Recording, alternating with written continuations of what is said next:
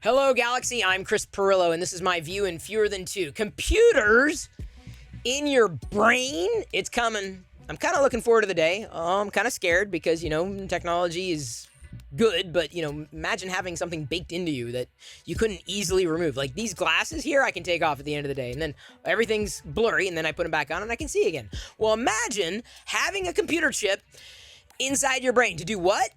I don't know, what can computers do these days? Like, what? Really? I mean, the sky is the limit. Our imagination may very well be the limit. The technology itself may not be the limit at some point in the near future. Elon Musk, yes, I'm going to talk Elon because it's a day that ends in Y, has now been cleared to start trials with humans and putting microchips in their heads. So Elon Musk, he's a guy I don't even trust to spend $8 on to give me a blue check. I don't really trust the cars that he's tied to. I don't trust the blue check stuff. The SpaceX stuff is interesting, but the whole he's at the forefront of putting chips inside our head. Wasn't that like the mark of the beast in the Bible? The people that you wear wasn't that it?